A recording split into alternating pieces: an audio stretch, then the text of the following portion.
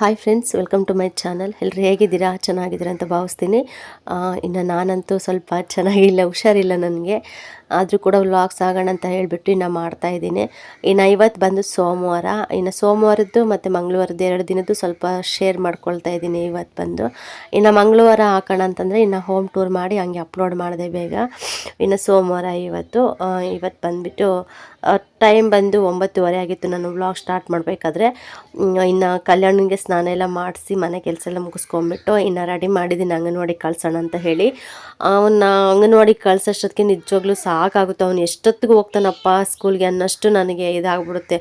ಸುಮ್ಮನೆ ಅಳು ಅಳು ಅಳು ಹೋಗೋವರೆಗೂ ಅಳ್ತಾನೇ ಇರ್ತಾನೆ. ಎಷ್ಟು ಸುಮ್ಮನಿಸಿದ್ರು ಕೂಡ ಸುಮ್ಮನಿರೋದಿಲ್ಲ.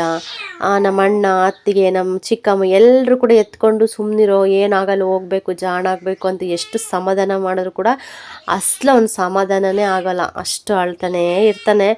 ಇನ್ನು ಆ ಅಕ್ಕ ಬಂದು ಕರ್ಕೊಂಡು ಹೋದ್ಮೇಲೆ ಅಲ್ಲಿ ಆರಾಮ್ಸೆ ಹುಡುಗ್ರ ಜೊತೆ ಆಟಾಡ್ಕೊಂಡು ಚೆನ್ನಾಗಿರ್ತಾನಂತೆ. ಇಲ್ಲಿಂದ ಹೋಗ್ಬೇಕಾದ್ರೆ ಮಾತ್ರ ಅಳ್ತಾನೆ, ಅಲ್ಲಿ ಚೆನ್ನಾಗಿ ಆಟಾಡ್ತಾನಂತೆ. ಇಲ್ಲಿ ನೋಡ್ತಾ ಇರ್ಬೋದು, ಹೊಸ ಮನೆ ಹತ್ರ ಬಂದೆ. ಅಲ್ಲಿ ಸ್ವಲ್ಪ ಅಡ್ಡಗೋಡೆ ಇತ್ತಲ್ಲ, ಆ ಕಡೆ ಸೈಡು ಮತ್ತು ಈ ಕಡೆ ಸೈಡೆಲ್ಲನೂ ಅದೆಲ್ಲ ಭಾನುವಾರ ಎಲ್ಲ ಕೆಡವು ಬಿಟ್ಟಿದ್ದಾರೆ. ಅದೆಲ್ಲ ತೆಗೆದ್ಬಿಟ್ಟು ಇವಾಗ ಸೊಂಪು ಇದು ಮಾಡ್ಸೋಣ, ರೆಡಿ ಮಾಡ್ಸೋಣ ಅಂತ ಹೇಳಿ ಎಲ್ಲ ಚಿಕ್ಕಪ್ಪ ಕೆಲಸ ಸ್ಟಾರ್ಟ್ ಮಾಡಿದರು. ಇನ್ನು ಇದರ ಏನೋ ಟೀ ಆದರೂ ಕುಡಿತಾರೇನೋ ಕರ್ಕೊಂಬರೋಣ ಅಂತ ಹೋದೆ, ಬಟ್ ಚಿಕ್ಕಪ್ಪ ಇರಲಿಲ್ಲ. ಇನ್ನು ವಾಪಸ್ ಬಂದೆ. ಇದು ಬಂದು ಮಧ್ಯಾಹ್ನ ಟೈಮು. ಇನ್ನು ಚಿಕ್ಕಮ್ಮ ರೇಷನ್ ಕೊಟ್ಟರು ಇವತ್ತು, ಅಂದರೆ ಸೊಸೈಟಿಯಲ್ಲಿ ಅಕ್ಕಿ ರಾಗಿ ಕೊಟ್ಟರು. ಇನ್ನು ಹಾಕ್ಸ್ಕೊಬಂದ ತಕ್ಷಣವೇ ಎಲ್ಲ ಕ್ಲೀನ್ ಮಾಡ್ತಾಯಿದ್ದಾರೆ, ಜಿನ್ನಾಗಿ ಹಾಕ್ಸ್ಕೊಂಬರೋಣ ಅಂತ ಹೇಳ್ಬಿಟ್ಟು. ಇನ್ನು ನಾವು ಬಂದು ಅಷ್ಟೇ ಸೊಸೈಟಿ ರಾಗಿನೇ ಇಲ್ಲಿ ಕೂಡ ತಿನ್ನೋದು. ಅವನ್ನ ಹಾಕ್ಸ್ಕೊಬಂದ ತಕ್ಷಣ ಎಲ್ಲ ಕ್ಲೀನ್ ಮಾಡ್ತಾಯಿದ್ದಾರೆ. ಸಖತ್ತು ಗಲೀಜಿರುತ್ತೆ ಸೊಸೈಟಿಯಲ್ಲಿ ಕೊಡೋ ರಾಗಿ. ಆ ಕಲರ್ ನೋಡಿದ್ರೆ ಒಂಥರ ಅನಿಸ್ಬಿಡುತ್ತೆ, ಅಷ್ಟು ಕಪ್ಪಗಿರುತ್ತೆ. ಮುದ್ದೆ ಅಷ್ಟೇ, ಸ್ವಲ್ಪ ಅಕ್ಕಿ ಜಾಸ್ತಿ ಹಾಕಲಿಲ್ಲ ಅಂತಂದರೆ ಮುದ್ದೆ ತಿನ್ನೋದಕ್ಕೆ ಆಗಲ್ಲ, ಅಷ್ಟು ಕಪ್ಪಿರುತ್ತೆ. ಬಟ್ ಏನು ಮಾಡೋದಕ್ಕಾಗೋದಿಲ್ಲ, ಇನ್ನು ತಿನ್ನಲೇಬೇಕು. ಮತ್ತು ರಾಗಿ ಕೊಂಡ್ಕೊಂಡು ತಿನ್ನೋಕ್ಕಂತೂ ಆಗಲ್ಲ, ಅಷ್ಟು ರೇಟ್ ಇದೆ ರಾಗಿ ಬಂದು. ಇನ್ನು ಅದಕ್ಕೆ ಸ್ವಲ್ಪ ಹೊಸ ರಾಗಿ ಇದ್ವು, ಹೊಸ ರಾಗಿ ಮತ್ತು ಈ ರಾಗಿ ಎರಡು ಕೂಡ ಮಿಕ್ಸ್ ಮಾಡಿಬಿಟ್ಟು ಒಂದು ಸ್ವಲ್ಪ ಅಕ್ಕಿ ಎಲ್ಲ ಮಿಕ್ಸ್ ಮಾಡಿ ಹಾಕ್ಸ್ಕೊಂಬರ್ತಾರೆ, ಸ್ವಲ್ಪ ಚೆನ್ನಾಗಿ ಕಾಣಲಿ ಅಂತ ಹೇಳ್ಬಿಟ್ಟು. ಇನ್ನು ಮಧ್ಯಾಹ್ನ ಕೂಡ ಆಗಿತ್ತಲ್ಲ, ಕಲ್ಯಾಣ ಕೂಡ ಬಂದಿದ್ದ. ಹೋಗ್ಬೇಕಾದ್ರೆ ಹತ್ಕೊಂಡು ಹೋಗ್ತಾನೆ, ಇನ್ನು ಬರ್ಬೇಕಾದ್ರೆ ಖುಷಿಯಾಗಿ ಬರ್ತಾನೆ, ಆರಾಮಾಗಿ ಆಟಾಡಿಕೊಂಡು. ಇನ್ನು ನಮ್ಮ ಚಿಕ್ಕಮ್ಮ ಬಂದೇ ಬಿಟ್ಟೇನಪ್ಪ, ನಾನು ಇನ್ನೂ ಸ್ವಲ್ಪ ಲೇಟ್ ಆಗುತ್ತೆ ಬರೋದಂತ ನಾನು ರಾಗಿ ಮಾಡೋಣ ಅಂತ ಹೇಳ್ಬಿಟ್ಟು ಕೂತ್ಕೊಂಡಿದ್ದೆ. ನೀನು ಅಷ್ಟರಲ್ಲಿ ಬಂದೇ ಬಿಟ್ಟಿದೀಯ ಅಂತ ಹೇಳ್ಬಿಟ್ಟು ನಮ್ಮ ಚಿಕ್ಕಮ್ಮ ಬೈಕೊಂಡು ನಕ್ಕೊಂಡು ರಾಗಿ ಮಾಡ್ತಾಯಿದ್ರು. ನಿಜ, ನಮ್ಮ ಕಲ್ಯಾಣ ಇದ್ರಂತೂ ನಮ್ಮ ಚಿಕ್ಕಮ್ಮ ಏನು ರಾಗಿ ಆಗಲಿ ಅಕ್ಕಿ ಆಗಲಿ ಮಾಡೋಕ್ಕೆ ಕುತ್ಕೊಳ್ಳೋದಿಲ್ಲ. ಅವ್ನು ಸುಮ್ಮನೆ ಅಂತ ಇರೋದಿಲ್ಲ, ಎಲ್ಲ ಚಲೆಪಿಲ್ಲಿ ಮಾಡೋದು. ತೀಟ್ಲೆ ಅಂದರೆ ಸಖತ್ತು ತೀಟ್ಲೆ ಮಾಡ್ತಾ ಇರ್ತಾನೆ. ಇನ್ನು ಬಂದ ತಕ್ಷಣವೇ ಶುರು ಹಚ್ಕೊಂಡ್ಬಿಟ್ಲು ನಮ್ಮ ಚಿಕ್ಕಮ್ಮ. ಇನ್ನು ಮಧ್ಯಾಹ್ನ ಟೈಮಲ್ಲ, ಇನ್ನು ಚಿಕ್ಕಪ್ಪ ಕೂಡ ಬಂದಿತ್ತು ಮನೆ ಹತ್ರ. ಸ್ವಲ್ಪ ಟೀ ಮಾಡ್ತಾಯಿದ್ದೀನಿ.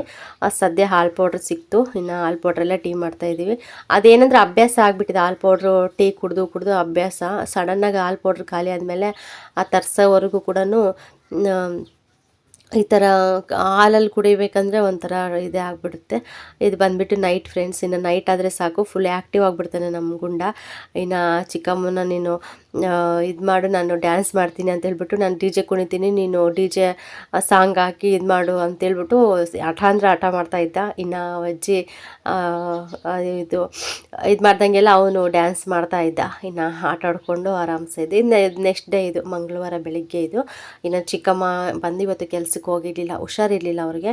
ಅದಕ್ಕೆ ಹಾಸ್ಪಿಟ್ಲಿಗಾದರೂ ಹೋಗೋಣ ಅಂತ ಹೇಳಿಬಿಟ್ಟು ಇನ್ನು ಸುಮ್ಮನೆ ಆಗಿದ್ರು. ಇನ್ನು ಪಕ್ಕದಲ್ಲಿ ಟೊಮೊಟೊ, ಅಂದರೆ ಮುಂಚೆ ನಮ್ಮ ಚಿಕ್ಕಮ್ಮ ತೋಟ ಮಾಡ್ತಿದ್ರು. ಅವರು ತೋಟ ಮಾಡಿದ್ದು ಅವರು ಟೊಮೊಟೊ ಹಾಕಿದ್ರು. ಟೊಮೊಟೊ ಹಾಕಿದ್ದೆಲ್ಲ ಕೂಡ ಕಿತ್ಬಿಟ್ಟು ಇದು ಸುಮ್ಮನೆ ಬಿಟ್ಟಿದ್ದಾರೆ, ಮೇಕೆ ಕುರಿ ಎಲ್ಲ ತಿನ್ಕೊಂಡು ಹೋಗ್ಲಿ ಅಂತ ಹೇಳಿ. ಗೊತ್ತಾಯಿತು. ಇನ್ನು ಮನೇಲಿ ಟೊಮೊಟೊ ಅಂತೂ ಇರಲೇ ಇಲ್ಲ. ಇನ್ನು ಬೇಗನೆ ಒಂದು 1/4 ಗಂಟೆ 20 ನಿಮಿಷಕ್ಕೇ ಬಂದುಬಿಟ್ರು ಬೇಗ. ಇಷ್ಟೊಂದು ಸ್ವಲ್ಪ ಕಿತ್ಕೊಂಡ್ಬಿಟ್ಟು, ಬೇಗ ಹೋಗಿ ಬರ್ತೀನಮ್ಮ, ಮತ್ತೆ ತೊಗೊಳೋದಕ್ಕಾಗೋದಿಲ್ಲ, 40 ರೂಪಾಯಿ kg ಅಂತ ಹೇಳ್ತಾ ಇದ್ದಾರೆ ಇವಾಗ. ಅದಕ್ಕೆ ಅಷ್ಟು ಕೊಟ್ಟಿನಲ್ಲಿ ಹೆಂಗೋ ಬಿಟ್ಟಿದ್ದಾರಲ್ಲ, ಹೋಗಿ ಕಿತ್ಕೊಬರ್ತೀನಿ ಅಂತ ಹೇಳಿಬಿಟ್ಟು ಇನ್ನು ಬೇಗ ಹೋಗಿ ಬಂದರು. ಇನ್ನು ಬರೋಷ್ಟೊತ್ತಿಗೆ ಸ್ವಲ್ಪ ಬಿಸಿ ಅನ್ನ ಮಾಡಿ ಇನ್ನು ಚಟ್ನಿ ಮಾಡಿದ್ದೆ, ತಿನ್ಸೋಣ ಕಲ್ಯಾಣನಿಗೆ ಅಂತ ಹೇಳ್ಬಿಟ್ಟು ಇವಾಗ ಕೂತ್ಕೊಂಡಿದ್ದಾನೆ ತಿನ್ನೋದಕ್ಕೆ. ತಿನ್ನಿಸ್ಬಿಟ್ಟು ಇನ್ನು ಅವನಿಗೂ ಸ್ನಾನ ಮಾಡಿಸಿ ರೆಡಿ ಮಾಡಿಸಿ ಇನ್ನು ಅಂಗನವಾಡಿಗೆ ಕಳಿಸ್ದೆ. ಅಂಗನವಾಡಿಗೆ ಕಳಿಸ್ಬಿಟ್ಟು ಇನ್ನು ಸಂಜೆಗೆ ಒಂದು ಸ್ವಲ್ಪ ಬೇಗನೆ ಅಡುಗೆ ಸ್ಟಾರ್ಟ್ ಮಾಡಿಕೊಂಡೆ. ಗೊತ್ತಿಲ್ಲ ನನಗೆ ಮೊನ್ನೆ ಕಲ್ಲಂಗಡಿ ಹಣ್ಣು ತಿಂದಾಗಿಂದ ಫುಲ್ಲು ಕೋಲ್ಡ್ ಆಗಿಬಿಟ್ಟಿದೆ. ಕೋಲ್ಡು, ಸುಸ್ತು, ಏನೋ ಒಂಥರ ಅನಿಸ್ತಾ ಇದೆ. ಏನು ಬಾಯಿಗೆ ಟೇಸ್ಟೇ ಸಿಗ್ತಾ ಇಲ್ಲ. ಕಿವಿ ಅಂತೂ ದಬಾಕೊಂಡ್ಬಿಟ್ಟಿದ್ದಾವೆ ಸರಿಯಾಗಿ. ಕಿವಿನೂ ಕೇಳಿಸ್ತಾ ಇಲ್ಲ. ಜೋರಾಗಿ ಮಾತಾಡಿದ್ರೆ ಮಾತ್ರ ಕೇಳಿಸುತ್ತೆ, ಇಲ್ಲಾಂದರೆ ಕೇಳಿಸೋದೇ ಇಲ್ಲ. ಅಷ್ಟೊಂದು ಇದು ಆಗಲೇ ಫುಲ್ಲು ಸ್ಟಾರ್ಟ್ ಆಗಿಬಿಟ್ಟಿತ್ತು. ಇನ್ನು ಮಂಗಳವಾರ ಅಂದರೆ ಏನೇ ಆಗಲಿ ಆರೋಗ್ಯ ಮುಖ್ಯ. ಆರೋಗ್ಯ ಮುಖ್ಯ. ಮತ್ತು ಹುಷಾರಿಲ್ಲ ಅಂದಾಗಲೇ ಸ್ವಲ್ಪ ಆ್ಯಕ್ಟಿವ್ ಆಗಬೇಕು ನಾವು. ಡೈಲಿ ಒಂಥರ ಆ್ಯಕ್ಟಿವ್ ಇದ್ದರೆ ಹುಷಾರಿಲ್ದಾಗಲೂ ಕೂಡ ಆ್ಯಕ್ಟಿವ್ ಆಗಿರಬೇಕು. ಯಾಕೆಂದರೆ ಹುಷಾರಿಲ್ಲ ಅಂತ ಸುಮ್ಮನೆ ಕುತ್ಕೊಬಿಟ್ರೆ ಅದು ಬಂದುಬಿಟ್ಟು ನಮ್ಮನ್ನು ಹಂಗೆ ಮಲಗಿಸ್ಬಿಡುತ್ತೆ. ಅದಕ್ಕೋಸ್ಕರ ಎಷ್ಟಾಗುತ್ತೋ ಅಷ್ಟು ಸುಸ್ತಾದರೂ ಒಂದು ಸ್ವಲ್ಪ ರೆಸ್ಟ್ ಮಾಡೋದು, ಆಮೇಲೆ ಎದ್ದೇಳೋದು, ಸ್ವಲ್ಪ ಆ್ಯಕ್ಟಿವ್ ಆಗಿ ಕೆಲಸ ಮಾಡ್ಕೊಳ್ಳೋದು, ಆ ಥರ ಮಾಡಿಕೊಂಡ್ರೆ ತುಂಬ ಬೆಸ್ಟು. ತೀರ ಆಗೋದೇ ಇಲ್ಲ ಅಂತಂದರೆ ಪರವಾಗಿಲ್ಲ, ಸ್ವಲ್ಪ ರೆಸ್ಟ್ ಮಾಡ್ಬೋದು. ಪರವಾಗಿಲ್ಲ ಮಾಡ್ಕೋಬೋದು ಅಂತಂದರೆ ಎದ್ಬಿಟ್ಟು ಆದಷ್ಟು ಕೆಲಸಗಳೆಲ್ಲ ಮಾಡ್ಕೋಬೇಕು. ನಾನು ಸಾಮಾನ್ಯವಾಗಿ ಯಾವತ್ತೂ ಕೂಡ ನಾನು ಹುಷಾರಿಲ್ಲ ಅಂತ ಮಲಗೋದೇ ಇಲ್ಲ. ಒಂದು ಸುಮಾರು ವರ್ಷಗಳೇ ಆಯಿತು ಅನಿಸುತ್ತೆ. ನನಗೆ ಅಷ್ಟು ಸುಲಭವಾಗಿ ನಾನು ಹುಷಾರು ತಪ್ಪಲ್ಲ. ಚೆನ್ನಾಗೇ ಇರ್ತೀನಿ, ಆರೋಗ್ಯವಾಗೇ ಇರ್ತೀನಿ ಸದ್ಯ ದೇವ್ರ ದಯದಿಂದ. ಈ ಸತಿ ಸ್ವಲ್ಪ ಕೋಲ್ಡ್ ಆದರೆ ಗೊತ್ತಲ್ಲ ನಿಮಗೆ, ಕೋಲ್ಡ್ ಆಗಿಬಿಟ್ರೆ ಅಂತಿನ ತಲೆ ಭಾರ, ಫುಲ್ಲು ಮೈ ಕೈ ನೋವೆಲ್ಲ ಬಂದುಬಿಡುತ್ತೆ. ಮತ್ತು ಜ್ವರ ಕೂಡ ಸ್ಟಾರ್ಟ್ ಆಗಿಬಿಡುತ್ತೆ. ಸುಸ್ತಂದರೆ ಸಖತ್ತು ಸುಸ್ತು, ಏನು ಕೆಲಸ ಮಾಡೋದಕ್ಕೆ ಇಂಟ್ರೆಸ್ಟ್ ಬರೋದಿಲ್ಲ, ಆ ಥರ ಸಿಚುವೇಶನ್ ಬರುತ್ತೆ. ಆದರೂ ಕೂಡ ನಾನು ಹಂಗೆ ಇರಬಾರ್ದಂತ ಹೇಳಿಬಿಟ್ಟು ನಾನು ಮಾಡ್ಕೊತಿದ್ದೀನಿ. ಇವತ್ತು ಮಂಗಳವಾರ, ಇನ್ನು ನೆಲೆಲ್ಲ ಒರೆಸ್ಬಿಟ್ಟು ಎಲ್ಲ ಕೆಲಸ ಎಲ್ಲ ಮುಗಿಸ್ಕೊಂಡ್ಬಿಟ್ಟು ಇವಾಗ ಸಾಯಂಕಾಲಕ್ಕೆ ಅಡುಗೆ ಸ್ಟಾರ್ಟ್ ಮಾಡಿದ್ದೀನಿ. ಇವತ್ತು ಬಂದುಬಿಟ್ಟು ಚಪಾತಿ ಮಾಡಿ ಮೊಟ್ಟೆ ಪಲ್ಯ ಮಾಡೋಣ ಅಂತ ಹೇಳಿ ಮೊಟ್ಟೆ ಪಲ್ಯ ಮಾಡಿ ತುಂಬ ದಿನ ಆಯಿತು. ನಮ್ಮ ಗುಂಡು ಕೂಡ ಅವನಿಗೋಸ್ಕರನಾದರೂ ಮಾಡಬೇಕು ಮಕ್ಕಳಿಗೆ. ಅಟ್ಲೀಸ್ಟ್ ನಾನ್ ವೆಜ್ಜು ಸ್ವಲ್ಪ ಅವಾಗವಾಗ ತಿನ್ನಿಸ್ಬೇಕು. ಮೊಟ್ಟೆ ಆಗಲಿ, ಚಿಕನ್ ಆಗಲಿ. ಮಟನ್ ಅಂತೂ ತಿನ್ನೋದೇ ಇಲ್ಲ ಅವನು. ಇನ್ನು ಚಿಕನ್ನು ಒಂದು ಸ್ವಲ್ಪ ತಿಂತಾನೆ ಅಷ್ಟೇ. ಮೊಟ್ಟೆ ಪರವಾಗಿಲ್ಲ ತಿಂತಾನೆ. ಅದಕ್ಕೋಸ್ಕರ ಮೊಟ್ಟೆ ಪಲ್ಯ ಮಾಡಿಬಿಟ್ಟು ಚಪಾತಿ ಮಾಡೋಣ ಅಂತೇಳ್ಬಿಟ್ಟು ಫಸ್ಟು ಚಪಾತಿ ಹಿಟ್ಟೆಲ್ಲ ಕಲಸಿಟ್ಬಿಟ್ಟು ಇನ್ನು ಅದಕ್ಕೆ ಏನೇನು ಬೇಕೋ ಎಲ್ಲ ಈರುಳ್ಳಿ, ಟೊಮೊಟೊ, ಹಸಿಮೆಣ್ಸಿನ್ಕಾಯಿ ಎಲ್ಲ ಕಟ್ ಮಾಡ್ಕೊತಿದ್ದೀನಿ. ಇನ್ನು ಅಷ್ಟರಲ್ಲಿ ಚಿಕ್ಕಮ್ಮ ಕೂಡ ಬೇಗನೆ ಬಂದರು. ಅವರು ಬೆಳಗ್ಗೆ ಕೆಲಸ ಎಲ್ಲ ಮುಗಿಸ್ಕೊಂಡು ಅವರು ಸ್ನಾನ ಮಾಡಿ ಪೂಜೆ ಎಲ್ಲ ಮಾಡಿ ಹೋಗಿದ್ರು. ಚಿಕ್ಕಪ್ಪನೂ ಹೋಗಿದ್ರು. ಇಲ್ಲೇ ಆ ಪಕ್ಕದಲ್ಲೇ ದೊಡ್ಡಬಳ್ಳಾರ್ತಿ ಅಂತ ಇದೆ, ಹತ್ರನೇ, ದೂರ ಏನಾಗೋದಿಲ್ಲ. ಹೋಗ್ಬಿಟ್ಟು ಇಂಜೆಕ್ಷನ್ ಮಾಡಿಸ್ಕೊಂಡು ತೋರಿಸ್ಕೊಂಡು ಬಂದರು. ನನಗೆ ಆಶ್ಚರ್ಯ, ಇದೇನು ಇಷ್ಟು ಬೇಗ ಬಂದಿದ್ದೀರಿ ಅಂತ ಹೇಳ್ಬಿಟ್ಟು, ಇಲ್ಲ ಬೇಗ ಬಂದ್ವಿ, ರಶ್ ಇರಲಿಲ್ಲ, ಬೇಗ ತೋರಿಸ್ಕೊಂಡು ಬಂದ್ವಿ ಅಂತ ಹೇಳಿ ಇನ್ನು ಚಿಕ್ಕಮ್ಮನೂ ಕೂಡ ಬಂದರು. ಅವರು ಬೆಳಗ್ಗೆ ಚಿಕ್ಕಪ್ಪ ಅವರಿಗೆ ಮುದ್ದೆ ಬೇಕಲ್ವಾ, ಇನ್ನು ಬಂದ ತಕ್ಷಣ ಇಬ್ಬರು ಮುದ್ದೆ ಮಾಡ್ಕೊತೀವಮ್ಮ, ನಮ್ಗೆ ಮಾಡಬೇಡ, ನೀವು ಮಾಡ್ಕೊಳ್ರಿ ಅಂತಂದರು. ಸರಿ ಅಂತ ಹೇಳಿ ಇನ್ನು ಚಿಕ್ಕಮ್ಮ ಬಂದ ತಕ್ಷಣ ಅವರು ಅಷ್ಟೇ ಕೂತ್ಕೊಳ್ಳಿಲ್ಲ, ಅವರು ಕೆಲಸ ಸ್ಟಾರ್ಟ್ ಮಾಡಿಬಿಟ್ರು. ಸೇಮ್ ನಮ್ಮ ಚಿಕ್ಕಮ್ಮ ಅಷ್ಟೇ, ಹುಷಾರಿಲ್ಲ ಅಂತಂದರೆ ಯಾವಾಗಲೂ ಕೂಡ ಹಾಸಿಗೆ ಹಿಡಿಯಲ್ಲ, ಆರಾಮಾಗಿ ಏನಾದರೂ ಒಂದು ಕೆಲಸ ಮಾಡ್ಕೊತಾನೆ ಇರ್ತಾರೆ. ಇನ್ನು ಟ್ಯಾಬ್ಲೆಟ್ಸ್ ತೊಗೊತಿರ್ತಾರೆ, ಹಾಸ್ಪಿಟ್ಲಿಗೆ ಹೋಗಿ ತೋರಿಸ್ಕೊತಾ ಇರ್ತಾರೆ, ಕೆಲಸ ಮಾಡ್ಕೊತಾ ಇರ್ತಾರೆ. ಆ ಥರ ಅವ್ರು ನೋಡಿ ಕೂಡ ನಾನು ಕಲ್ತ್ಕೊತೀನಿ ಒಂದೊಂದ್ಸತಿ. ನಾನು ಅಷ್ಟೇ. ಇವಾಗ ನಾನು ನಿಜ ಹೇಳ್ಬೇಕಂದ್ರೆ ಕೆಲಸ ಮಾಡೋದಕ್ಕೆ ಆಗ್ತಾಯಿರಲಿಲ್ಲ, ಕೂತ್ಕೊಳ್ಳೋದಕ್ಕೂ ಆಗ್ತಾಯಿರಲಿಲ್ಲ, ಏನಿಲ್ಲ. ಆದರೂ ಕೂಡ ನಾನು ತೋರಿಸ್ಕೊಳ್ತಾ ಇಲ್ಲ, ಸ್ವಲ್ಪ ಆ್ಯಕ್ಟಿವಾಗೆ ನಾನು ಕೆಲಸ ಮಾಡ್ಕೊತಾ ಇದ್ದೀನಿ. ಇನ್ನು ಬೆಳಗ್ಗೆ ಚಿಕ್ಕಮ್ಮ ಸೊಪ್ಪು ತೊಗೊಂಡಿದ್ರು, ಪಾಲಕ್ ಸೊಪ್ಪು ಮತ್ತು ಕೊತ್ತಂಬರಿ ಎಲ್ಲ ತೊಗೊಂಡಿದ್ರು, ಸ್ವಲ್ಪ ಮೆಂತ್ಯ ಸೊಪ್ಪೆಲ್ಲ. ಸಾಯಂಕಾಲಕ್ಕೆ ಮಸ್ಸೊಪ್ಪು ಸಾಂಬಾರು ಮಾಡೋಣ ಅಂತ ಹೇಳಿ ಇನ್ನು ಕೊತ್ತಂಬರಿ ಸೊಪ್ಪು ಕೂಡ ಇತ್ತು. ಏನೇನು ಬೇಕೆಲ್ಲ ಐಟಮ್ ಎಲ್ಲ ತೊಗೊಂಡ್ಬಿಟ್ಟು ಇವಾಗೆಲ್ಲ ರೆಡಿ ಮಾಡ್ಕೊತಾ ಇದ್ದೀನಿ. ಪರ್ಸ್ನಲಿ ನಾನು ಹೇಳ್ತಾ ಇದ್ದೀನಿ, ನನ್ನ ಪ್ರಕಾರ ನಾನು ಏನು ಅನ್ಕೊತೀನಿ ಗೊತ್ತಾ ಫ್ರೆಂಡ್ಸ್, ನಮ್ಮ ಮನಸ್ಸಲ್ಲಿ ಎಲ್ಲರೂ ಕೂಡ ತಿಳ್ಕೊಬೇಕು, ಇದು ನಾವೇನೆ, ನಮಗಂತ ಯಾರೂ ಇರೋದಿಲ್ಲ. ಆರೋಗ್ಯದ ವಿಷಯದಲ್ಲಂತೂ ಸಖತ್ತು ಕೇರ್ ತೊಗೋಬೇಕು. ಅಟ್ಲೀಸ್ಟ್ ಹುಷಾರಿಲ್ಲ ಅಂತ ಮಲ್ಕೊಂಡಾಗ ಯಾರಾದರೂ ಒಬ್ರು ಇರಬೇಕು ಆಸರೆ ಅಂತ ಅನಿಸುತ್ತೆ. ಬಟ್ ಯಾರೂ ಇಲ್ಲ, ಆಸರೆನೇ ಇಲ್ಲ ಅಂದಾಗ ನಿಜವಾಗ್ಲೂ ತುಂಬ ಇಂಪಾರ್ಟೆಂಟ್ ಆಗಿರುತ್ತೆ ನಮ್ಗೆ ಆರೋಗ್ಯ. ಅದಕ್ಕೋಸ್ಕರ ಯಾವುದೇ ಕಾರಣಕ್ಕೂ ಕೂಡ ಆದಷ್ಟು ನಾವು ಹುಷಾರಾಗಿದ್ದರೆ ಒಳ್ಳೆಯದು. ಸಡನ್ನಾಗಿ ಏನಾದರೂ ಸ್ವಲ್ಪ ಹುಷಾರು ತಪ್ಪಿತು ಹಂಗೆ ಹಿಂಗೆ ಅಂತಂದರೆ ನಿಜ ಇಲ್ಲದೇ ಇರೋದೆಲ್ಲ ನೆನಪಿಗೆ ಬಂದುಬಿಡುತ್ತೆ, ಇಲ್ಲದೇ ಇರೋ ಯೋಚನೆ ಎಲ್ಲ ಬಂದುಬಿಡುತ್ತೆ. ಇವಾಗ ಹುಷಾರಿಲ್ಲಲ್ಲ, ಅವರಿದ್ದಿದ್ರೆ ಚೆನ್ನಾಗಿರೋದು, ಇವರಿದ್ದಿದ್ರೆ ಚೆನ್ನಾಗಿರೋದು, ಅಟ್ಲೀಸ್ಟ್ ನಮ್ಮ ಹಸ್ಬೆಂಡ್ ನಮ್ಮ ಜೊತೆ ಇದ್ದಿದ್ರೆ ಚೆನ್ನಾಗಿರೋದಂತ ನಿಜವಾಗ್ಲೂ ತುಂಬ ಫೀಲ್ ಆಗಿಬಿಡುತ್ತೆ. ಅದು ಆ ಫೀಲಿಂಗ್ಸ್ ಹೇಳ್ಕೊಳ್ಳೋದಕ್ಕೆ ಆಗೋದಿಲ್ಲ. ಬಿಡು ಪರವಾಗಿಲ್ಲ, ಯಾರಾದರೂ ನೋಡ್ಕೊಳೋರು ಇದ್ದಾರೆ ಅಂದರೆ ಆರಾಮ್ಸೆ ಸ್ವಲ್ಪ ರೆಸ್ಟ್ ಮಾಡೋದು, ಸ್ವಲ್ಪ ಮಲ್ಕೊಳ್ಳೋದು, ನಿದ್ದೆ ಮಾಡೋದು ಹೆಂಗೋ ಆಗುತ್ತೆ. ಯಾರೂ ಇಲ್ಲ ನೋಡ್ಕೊಳ್ಳೋರು ಇದ್ದರೂ ಕೂಡ ಆಗಲಿ, ನಮಗೆ ಸ್ವಂತ ಅನ್ನೋದೇ ಬೇರೆ, ಈ ಥರ ರಿಲೇಷನ್ ಅನ್ನೋದೇ ಬೇರೆ ಇರುತ್ತೆ. ಇವಾಗ ನಮ್ಮ ಗಂಡ ನಮಗೆ ಹತ್ರ ಇದ್ದರು, ನಮ್ಗೆ ಸಪೋರ್ಟಿವ್ ಆಗಿದ್ದರೆ ಅವಾಗ ಏನು ಅನಿಸಲ್ಲ, ಬಿಡು ಸ್ವಲ್ಪ ಹೊತ್ತು ಮಲ್ಕೊಳ್ಳೋಣ, ನಮ್ಮ ಮನೆಯವ್ರು ಇದ್ದಾರಲ್ಲ ಅನ್ನೋಷ್ಟು ಒಂಥರ ಇದಿರುತ್ತೆ. ತಂದೆ ಆಗಲಿ ತಾಯಿ ಆಗಲಿ ಇದ್ರೂ ಅದು ಒಂಥರ ನಮಗೆ ಇದೆ.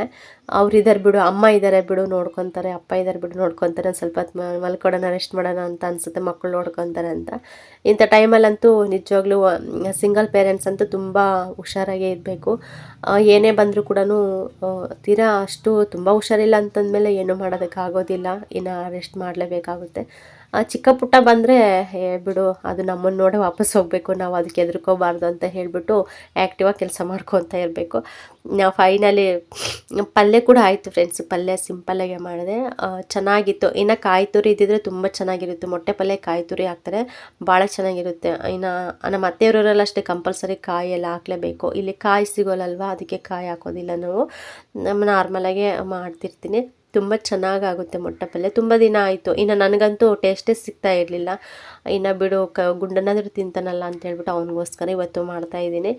ಇನ್ನು ಸೆಂಟ್ರಲ್ಲಿ ಏನಾದರೂ ಮಾಡಿಕೊಟ್ರೆ ಚೆನ್ನಾಗಿ ಊಟ ಮಾಡ್ತಾನೆ. ಬೆಳಗ್ಗೆ ಟೈಮ್ ಏನಂದರೆ ಅವನು ಎದ್ದಾಗಿಂದ ಅಂಗನವಾಡಿಗೆ ಹೋಗೋವರೆಗೂ ಅದೇ ಯೋಚನೆ ಆಗಿಬಿಡುತ್ತೆ ಅವನಿಗೆ. ಊಟನೇ ಮಾಡಲ್ಲ ಒಂದೊಂದು ಸತಿ, ಹಂಗೆ ಹೋಗ್ಬಿಟ್ಟಿರ್ತಾನೆ. ಇನ್ನು ಅಲ್ಲಿ ಅಷ್ಟೇ, ಅಲ್ಲಿ ತಿನ್ನೋದೇ ಇಲ್ಲ ಅವನು. ಅದಕ್ಕೋಸ್ಕರ ಇನ್ನು ಬರೋಷ್ಟೊತ್ತಿಗೆ ಮಾಡೋಣ ಅಂತ ಹೇಳಿ ಇವಾಗ ಸ್ಟಾರ್ಟ್ ಮಾಡಿಕೊಂಡೆ, ಇನ್ನು ಬರ್ತಾನೆ ಅಂತ ಹೇಳಿ. ಇನ್ನೊಂದು ವಿಷಯ ಫ್ರೆಂಡ್ಸ್, ಚಿಕ್ಕ ಮಕ್ಕಳಿಗೆ ನಾವು ಒಂದು ವರ್ಷದೊಳಗೆ ಇಲ್ಲ 1.5 ವರ್ಷ 2 ವರ್ಷದ ಒಳಗಡೆ ಎಲ್ಲ ಕಲಿಸ್ಬೇಕು. ಒಂದು ಊಟ ಮೇನಾಗಿ ಅವರಷ್ಟಿಗೆ ಅವರು ಊಟ ಮಾಡೋದು ಕಲಿಸ್ಬೇಕು. ನಾವು ಚಿಕ್ಕ ಮಕ್ಕಳೆಲ್ಲ ಮನೇಲಿ ಒಬ್ಬರೇ ಇದ್ದಾರೆ ಅಂತ ಹೇಳ್ಬಿಟ್ಟು ತುಂಬ ಕೇರ್ಲೆಸ್ ಮಾಡಿಬಿಡ್ತೀವಿ. ನನಗನ್ಸುತ್ತೆ ಇವಾಗ ನಿಜ ನಾನು ತುಂಬ ತಪ್ಪು ಮಾಡಿಬಿಟ್ಟೆ ಅಂತ ಇವಾಗ ನನಗೆ ಅನಿಸ್ತಾ ಇದೆ. ನಮ್ಮ ಗುಂಡ ಅವನಷ್ಟಿಗೆ ಅವನು ಊಟನೇ ಮಾಡೋದಿಲ್ಲ. ಯಾವಾಗ ಹಿಂಗೆ ಚಪಾತಿ ದೋಸೆ ಹಿಂಗೆ ಮುರಿದಾಕಿದ್ರೆ ಮಾತ್ರ ಹಿಂಗೆ ಸುಮ್ಮನೆ ಕೈಯಲ್ಲಿ ತೊಗೊಂಡು ತಿಂತಾನಷ್ಟೇ. ಊಟ ಮಾಡೋದಕ್ಕಂತೂ ಬರೋದೇ ಇಲ್ಲ ಅವನು.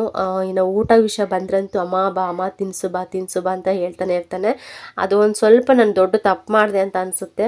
ಸುಮ್ಮನೆ ಚಿಕ್ಕವರಿದ್ದಾಗಲೇ ತಟ್ಟೆಗೆ ಹಾಕಿ ಇಟ್ಬಿಟ್ರೆ ಅವರಷ್ಟಿಗೆ ಅವರೇ ತಿನ್ಕೊಂಡು ಅವ್ರಿಗೆ ಸಮಾಧಾನ ಆಗ್ತಾಯಿತ್ತು. ಇವಾಗ ಅಲ್ಲಿ ಅಷ್ಟೇ, ಅಂಗನವಾಡಿ ಕಳ್ಸಿರಂತ ಅಲ್ಲೂ ಕೂಡ ತಿನ್ನೋದಿಲ್ಲ ಅಂತೆ. ಅಕ್ಕ ಹೇಳ್ತಾ ಇರ್ತಾರೆ, ತಿನ್ನಿಸ್ತೀನಿ ಬಾರಂದ್ರೂ ಕೂಡ ತಿನ್ನಲ್ಲಮ್ಮ, ಏನು ಮಾಡಲಿ ಅಂತ ಹೇಳ್ತಾ ಇರ್ತಾರೆ. ಅವನಷ್ಟೊಂದು ತಿನ್ನೋದಕ್ಕೆ ಬರೋದಿಲ್ಲ.